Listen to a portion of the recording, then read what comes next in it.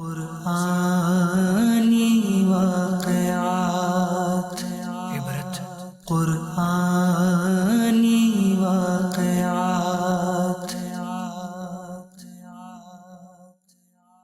الحمد لله رب العالمين والصلاة والسلام على سيد المرسلين أما بعد فأعوذ بالله من الشيطان الرجيم بسم الله الرحمن الرحيم الصلاة والسلام عليك يا رسول الله وعلى آلك وأصحابك يا حبيب الله الصلاة والسلام عليك يا نبي الله وعلى آلك وأصحابك يا نور الله.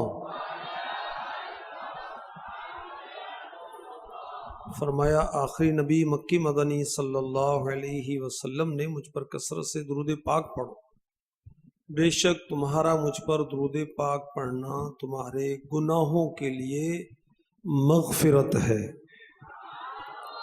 صلو علی الحبیب صلی اللہ تعالی علی محمد وعلی آلہ وصحبہ وبارک وسلم.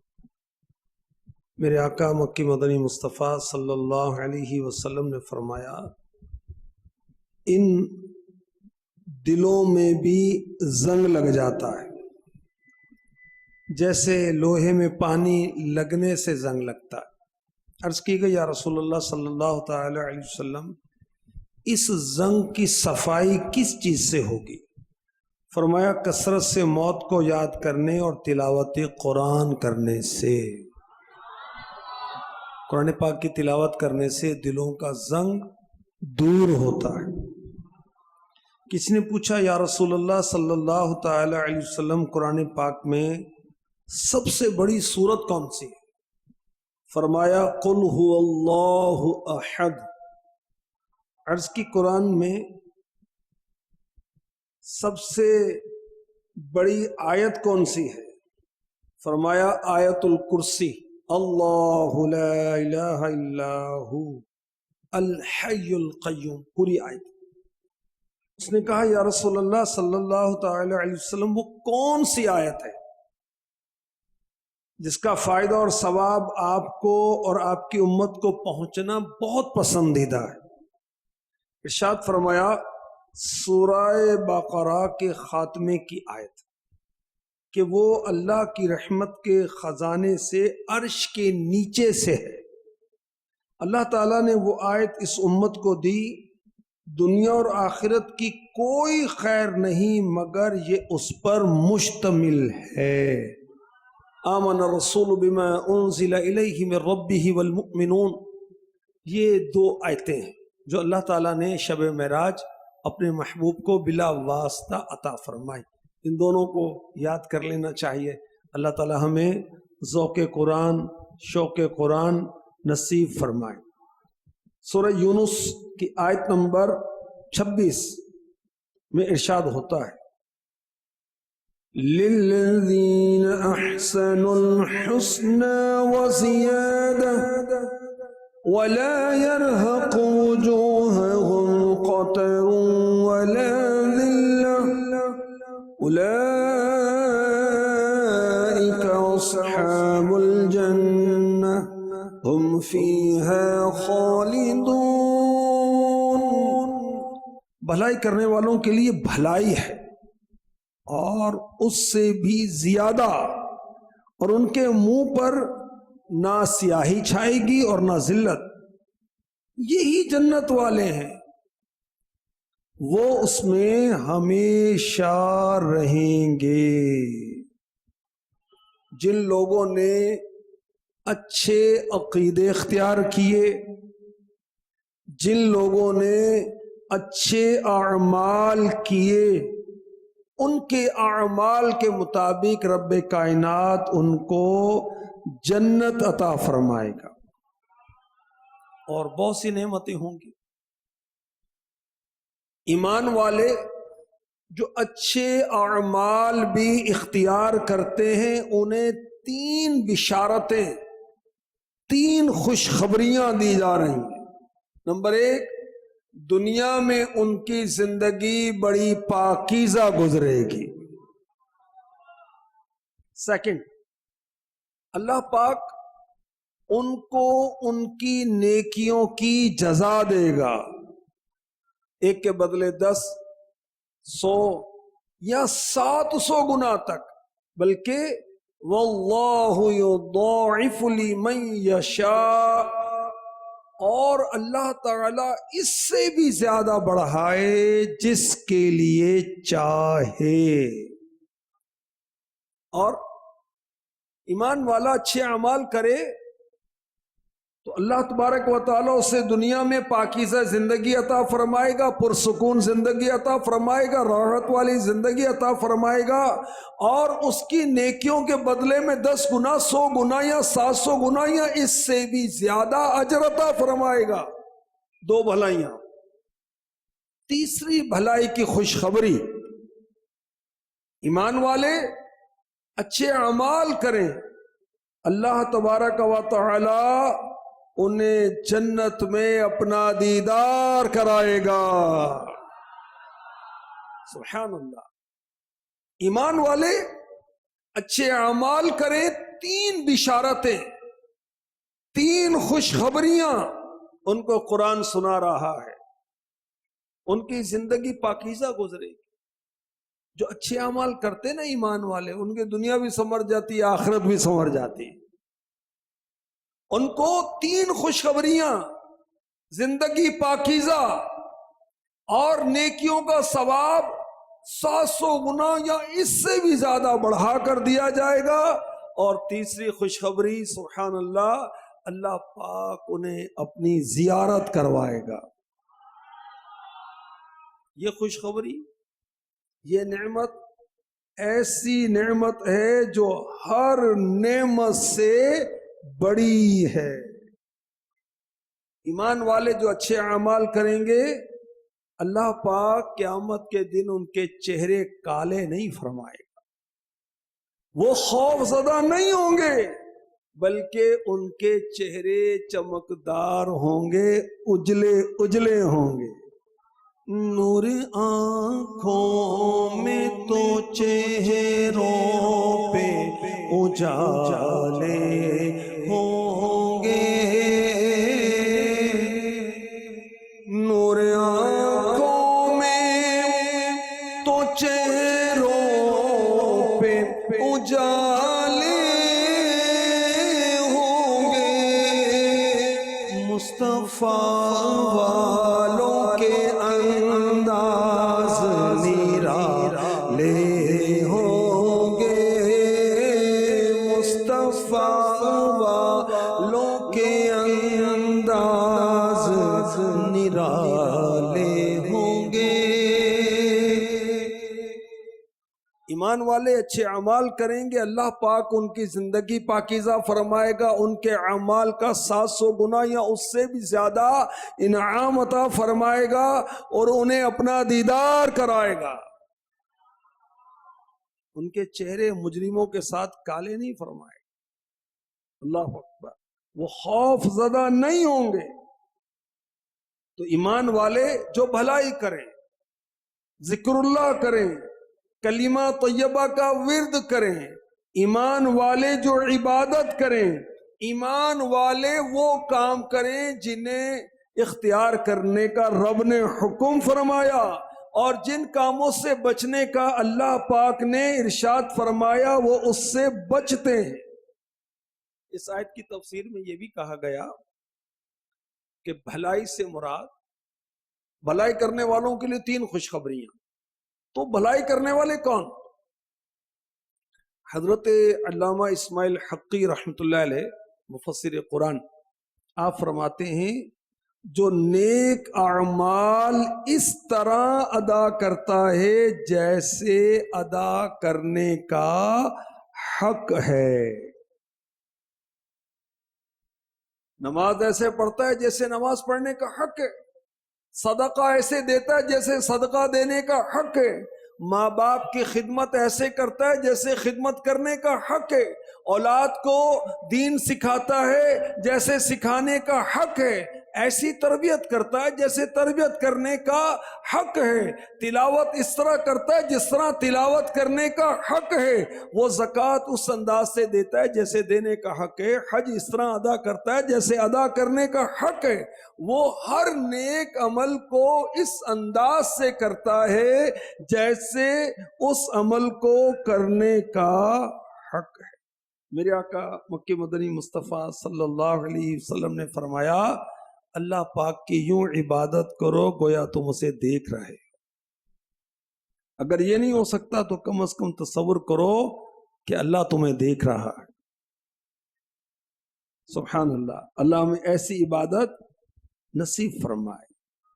تو بندہ مومن ایسی عبادت کرے استقامت کے ساتھ جیسا کہ عبادت کرنے کا حق ہے، تو اللہ پاک اس کو اجر عطا فرمائے گا، اللہ پاک اس کی اعمال کی اس کو جزا دے گا، اللہ پاک اس سے جنت عطا فرمائے گا۔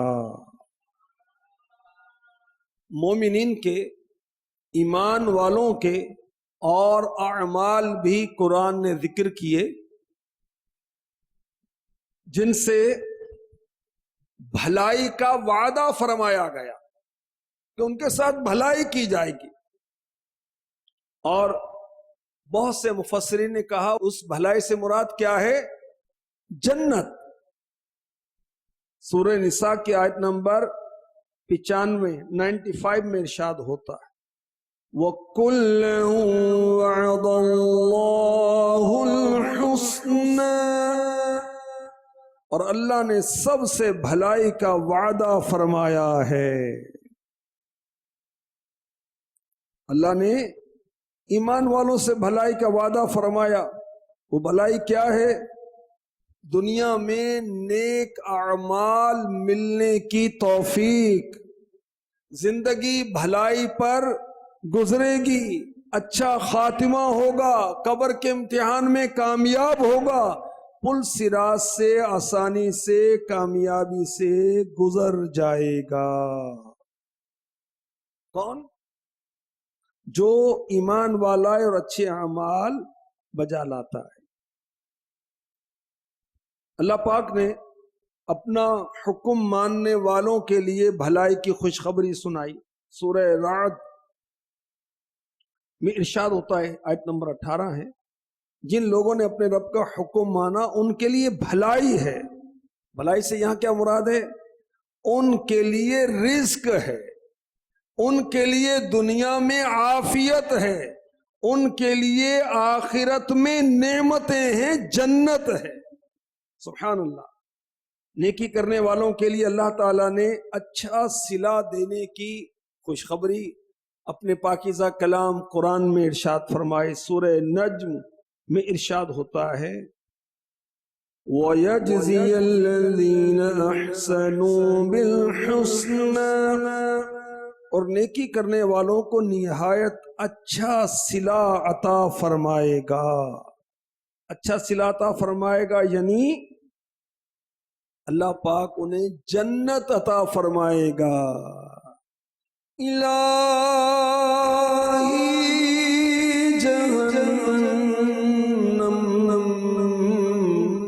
سے آزاد کر دے،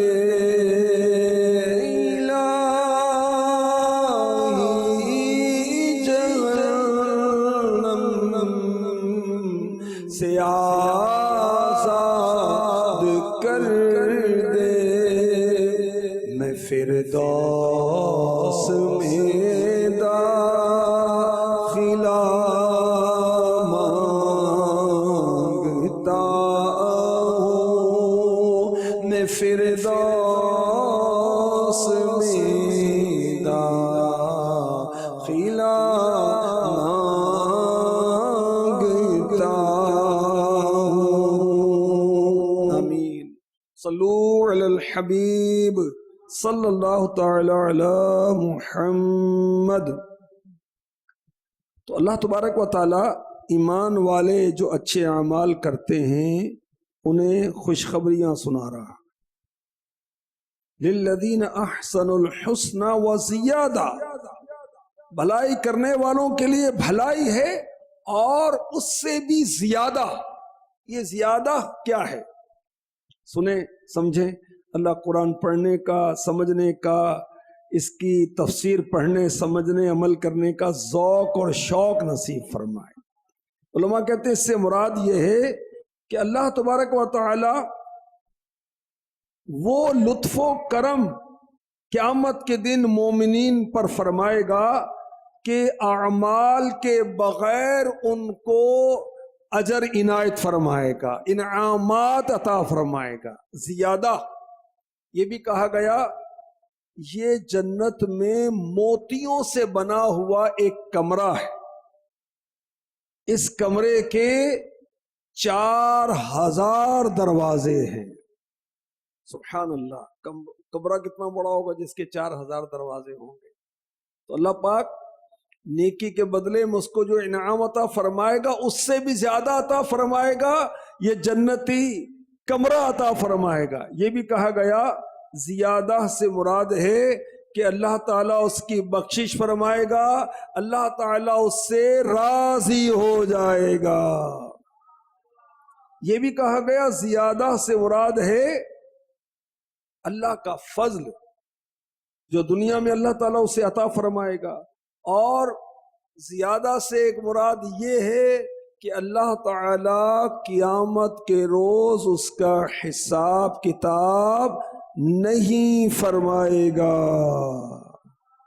تو بے حساب بخش کے ہے بے شمار جرم مولا تو بے حساب بخش کے ہے بے شمار جرم اللہ تو بے حساب بخش کے ہے بے شمار جرم. دیتا ہوں واسطہ تجھے شاہ حجاز کا، دیتا ہوں واسطہ تجھے شاہ حجاز کا. آمین. تو بھلائی کے بدلے میں بھلائی اور اس سے بھی زیادہ اللہ عنایت فرمائے گا. وہ زیادہ کیا ہے کہ قیامت کے روز اس کا حساب کتاب نہیں ہوگا. اللہ کے رسول صلی اللہ علیہ وسلم نے ارشاد فرمایا جنتی جنت میں داخل ہوں گے. اللہ پاک فرمائے گا کیا چاہتے ہو، تم پر اور زیادہ عنایت کروں؟ عرض کریں گے یا رب تو نے ہمارے چہرے روشن کیے، ہمیں جنت میں داخل کیا، دوزخ سے نجات کی، اتنی تری عنایتیں. اللہ کے حبیب علیہ الصلوۃ والسلام نے ارشاد فرمایا پھر پردہ اٹھا دیا جائے گا تو دیدار الہی انہیں ہر نعمت سے زیادہ پیارا ہوگا.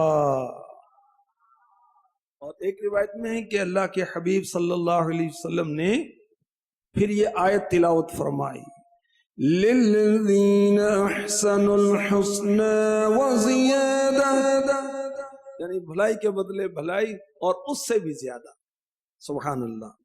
امام غزالی رحمۃ اللہ تعالی علیہ بڑی پیاری بات فرماتے ہیں کہ اللہ پاک کا دیدار ایسی لذت والا ہوگا کہ جنتی جنت کی ساری نعمتوں کو ہی بھول جائے گا. سبحان اللہ سبحان اللہ. اللہ پاک اپنے کرم سے اپنی رحمت سے ہمیں نصیب فرمائے. امام غزالی فرماتے ہیں بندے کو اپنے رب کی ملاقات کے سوا کسی نعمت کی طرف متوجہ نہیں ہونا چاہیے. اللہ سے ملنا ہے.